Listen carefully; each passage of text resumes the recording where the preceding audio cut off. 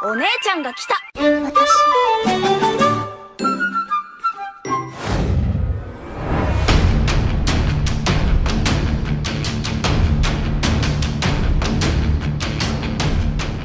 Halo, apa kabar semuanya? Salam kenal dan selamat datang di channel Playlist ID. Masih melanjutkan cerita bab terakhir manga Bleach, di mana saat itu di akhir chapter 518 kita diperlihatkan pada sebuah tempat di mana sang raja arwah tinggal. Well, tanpa menunggu waktu lama, sebelum kita lanjutkan ceritanya, pasang dulu sabuk pengaman dan segera bunyikan tombol loncengnya.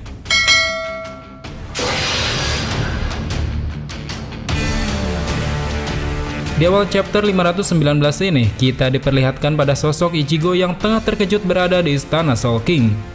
Di depannya, Ichibe menjelaskan bahwa sangat beruntung seorang Shinigami biasa bisa memasuki tempat ini, karena sejatinya orang yang bisa masuk hanyalah mereka para anggota Divisi 0. Di sini kita pun diperlihatkan pada sebuah lengan Ichibe yang ternyata merupakan kunci raja untuk bisa memasuki istana Soul King. Dikatakannya bahwa kunci raja ini diciptakan dari kekuatan raja arwah yang dianugerahkan pada siapa saja yang terpilih menjadi anggota Divisi 0.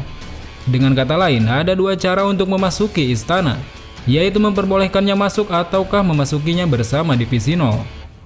Mendengar penjelasan itu, Ichigo pun tiba-tiba teringat pada sosok Sosuke Aizen yang mana dulunya dia begitu menginginkan untuk membuat kunci raja.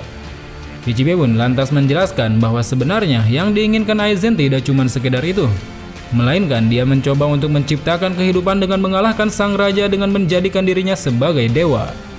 Di sisi lain, Senjumaru Sutara pun menjelaskan pada Ichigo bahwa sesungguhnya Aizen tidaklah lebih jahat bila dibandingkan dengan para Quincy yang sudah memporak-porandakan Seireitei.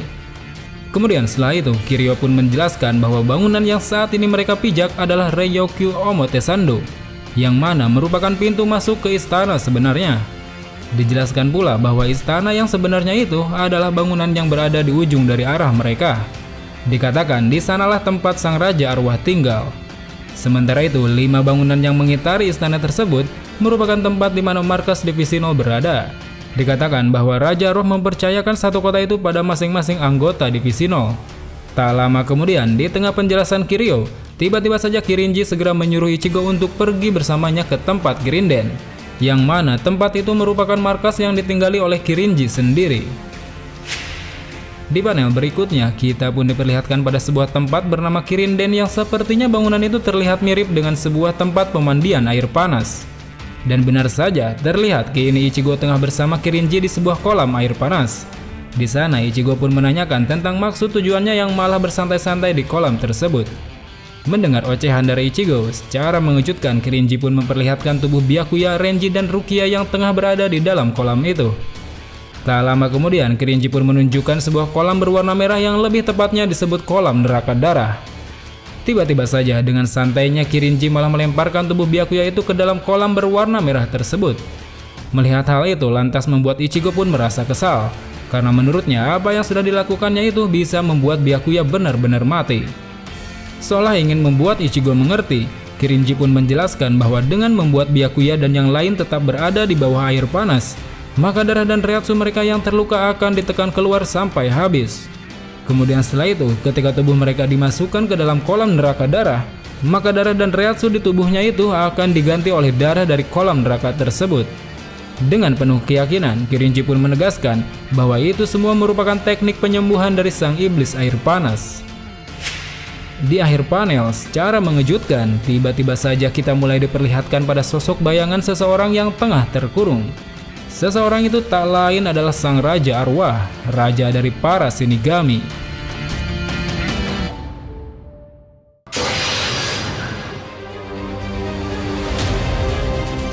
Sementara Ichigo pergi ke istana untuk memperbaiki Tensa Zangetsu, para Shinigami yang ada di Soul Society pun kini tengah mempersiapkan diri guna menghadapi penyerbuan Quincy berikutnya. Terlihat saat itu Sun Sui Kyoraku tengah menerima sebuah surat, yang mana surat itu merupakan surat promosinya sebagai Komandan Kapten Gote 13 dan Kapten Divisi Pertama selanjutnya. Merasa ini akan menjadi beban besar baginya, Kyoraku pun mencoba meminta maaf pada Nanao bahwa mungkin saja hari ini adalah pertemuan terakhir bagi mereka. Di panel berikutnya, kembali ke dalam markas Tenjiro Kirinji. Terlihat saat itu atas perintah Kirinji, tampaknya Ichigo tidak mampu menyelam di bawah air panas sampai hitungan 100. Melihat hal itu, Kirinji pun menyuruh anak buahnya untuk menenggelamkan kembali Ichigo dengan paksa. Namun sayang, saat Ichigo bersikukuh tidak mau melakukan hal itu lagi, tiba-tiba saja Kirinji memukul Ichigo dengan sangat keras. Seketika Kirinji pun menjelaskan pada Ichigo bahwa kini Ichigo sudah sembuh. Terbukti dengan pukulan kerasnya itu, Ichigo sama sekali tidak mendapatkan luka yang serius. Terlihat jelas luka-luka yang sebelumnya Ichigo dapatkan kini sudah menghilang, seolah tubuhnya itu sedang dalam kondisi prima. Melihat hal itu, Kirinji pun akhirnya memutuskan untuk mengirim Ichigo ke tempat selanjutnya. Namun di tengah-tengah arahannya, tiba-tiba saja muncul Abare Renji yang sepertinya sudah tersadar dari masa-masa kritisnya. Di sana Renji pun meminta Kirinji untuk membawanya juga ke tempat berikutnya. Seolah ingin menguji Renji yang sudah sembuh, tiba-tiba saja Kirinji melakukan sebuah pukulan keras ke arah Renji. Terlihat pukulannya itu membuat sebuah ledakan kecil dari arah kolam. Dan secara mengejutkan, rupanya Renji mampu menahan pukulan Kirinji dengan tanpa mendapatkan luka yang serius. Kini melihat keduanya sudah dalam kondisi prima, Kirinji pun segera mengirim Ichigo dan Renji ke tempat selanjutnya. Setelah Ichigo dan Renji pergi, Kirinji pun mulai menyadari alasan kenapa Raja Roh sampai tertarik pada Ichigo. Hal itu dikarenakan Ichigo memiliki kemampuan di atas rata-rata, bahkan sampai membuat tangannya patah setelah memukulnya dengan keras. Kembali ke dalam Soul Society, tepatnya di dalam Sentral 46. Saat itu, sebagai komandan kapten yang baru, Kyoraku tengah mengumumkan tentang Okikiba dan Ise yang akan menjadi wakil kaptennya. Mendengar usulan Kyoraku tersebut lantas membuat para dewan pun kesal, karena menurutnya Kyoraku berbuat semaunya dengan mengajukan dua wakil kapten sekaligus. Namun meskipun begitu, Kyoraku tetap bersikukuh pada usulannya itu.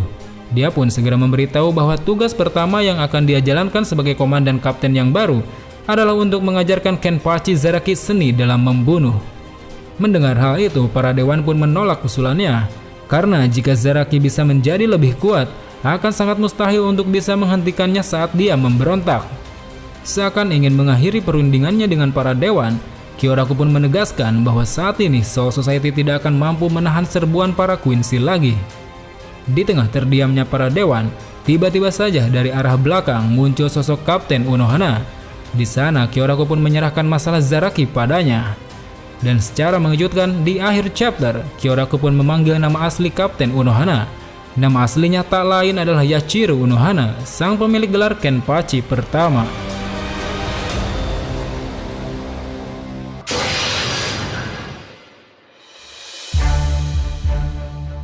Di awal chapter 521 ini, kita diperlihatkan pada dua orang rival yaitu Ichigo dan Renji. Terlihat saat itu mereka berdua tengah ribut di atas langit untuk memilih siapa yang akan menjadi pijakan ketika mereka mencapai bawah bangunan. Di tengah keributan itu, tiba-tiba saja muncul Kon yang berada di balik pakaian Ichigo. Kon pun kemudian membesarkan dirinya dan menjadi batu pijakan bagi mereka. Tidak lama setelah itu, tiba-tiba saja dari arah belakang muncul seseorang yang hendak menyapa dengan mengeplak kepala Ichigo dan Renji. Rupanya orang yang tengah menyapa mereka dengan cara aneh itu tiada lain adalah penjaga kerajaan Kiryu Hikifune. Dia pun menyambut Ichigo dan Renji yang telah sampai di istana Gaton. Sesampainya mereka di dalam istana Gaton, tiba-tiba saja mereka disuguhi makanan yang begitu banyak yang sudah dimasaki oleh Kiryu. Di sana Kiryu pun mengatakan bahwa istana Gaton merupakan istana makanan. Dengan begitu mereka tidak usah khawatir untuk memakan makanan tersebut. Setelah mendengar ucapan dari Kiryu, Ichigo dan Renji bersama Kon pun lantas segera memakan semua makanan yang berada di hadapan mereka. Namun di tengah lahapnya mereka makan, tiba-tiba saja Ichigo bertanya pada Renji, "Apakah tidak apa-apa jika kita malah santai-santai di sini di saat para Shinigami yang ada di Soul Society sedang berlatih?" Mendengar ucapan itu, Renji pun menyangkal gumaman Ichigo.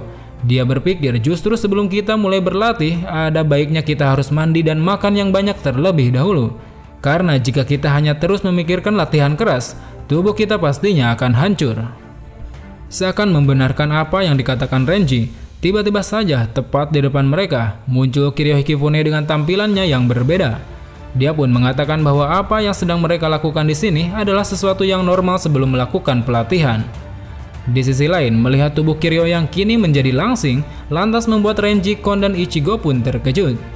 Kiryu menjelaskan bahwa alasan kenapa tubuhnya bisa berubah menjadi langsing adalah karena dia sudah mengeluarkan banyak reiatsu saat dirinya memasak makanan yang telah mereka makan. Kemudian setelah itu, saat Ichigo bersama Renji hendak pergi meninggalkan istana Gaton, Kiryu mengatakan bahwa sejatinya semua anggota Divisi 0 adalah orang-orang yang menciptakan sesuatu yang ada di Soul Society. Kiryu pun mengungkapkan bahwa dirinya lah yang sudah menciptakan jiwa buatan, yang tak lain nantinya mereka kenal dengan sebutan Gikkongai.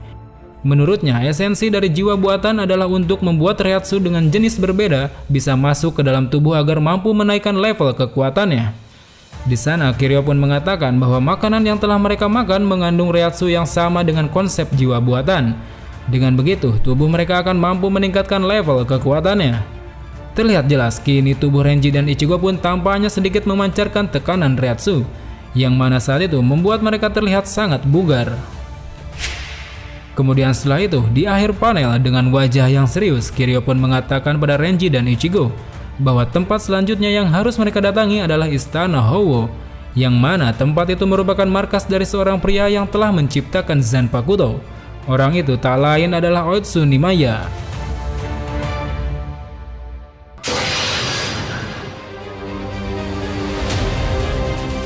Di panel pertama chapter 522 ini, kita diperlihatkan pada sesosok orang yang tengah melaporkan bahwa Ichigo dan Renji kini sudah sampai di Istana Howo. Sementara itu, terlihat di luar Istana Howo, sepertinya Ichigo dan Renji telah mendarat di sana berkat pijakan dari Kon. Tak lama setelah itu, tiba-tiba saja muncul Otsunimaya dengan stylenya yang seperti rapper tengah menyambut kedatangan mereka. Dia pun segera menunjukkan para wanita cantik di balik pintu seolah ingin menyambut mereka dengan cara yang meriah. Melihat hal itu lantas membuat Ichigo, Kon, dan Renji pun merasa keanehan sekaligus terkejut. Di sana Ichigo merasa bahwa ada yang aneh dengan sambutan para wanita itu.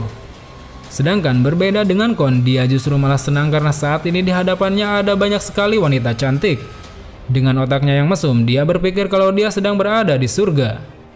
Kemudian setelah itu, dengan santainya, Nimaya pun segera memperkenalkan diri pada Ichigo dan yang lain bahwa dirinya adalah seorang penjaga kerajaan pemilik Istana Howo. Tak lama setelah itu, dari arah pintu belakang, tiba-tiba saja muncul seseorang bernama Merah Yuchigashima, yang mana merupakan salah satu anak buahnya Otsunimaya. Dia pun segera menyuruh Ichigo dan yang lain untuk mengikutinya.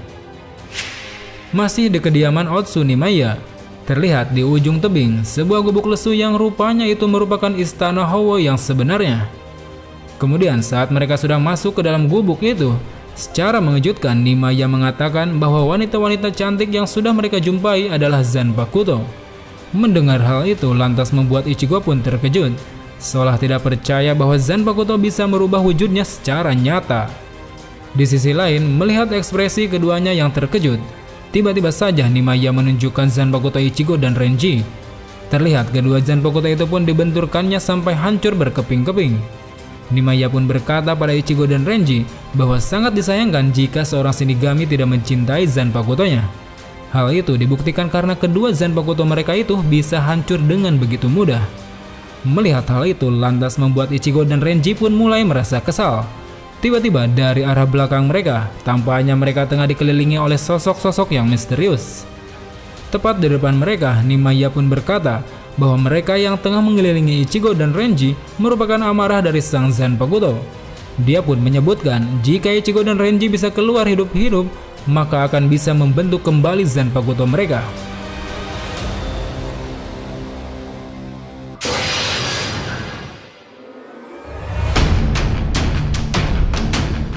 Well teman-teman, sangat menarik untuk mengetahui bagaimana kelanjutan pelatihan yang dilakukan oleh Ichigo dan Renji. Apakah mereka bisa kembali membentuk Zanpakutonya? Pantengin terus channel ini karena ceritanya masih sangat panjang. So, sampai jumpa di video selanjutnya. Salam Bleach Lover.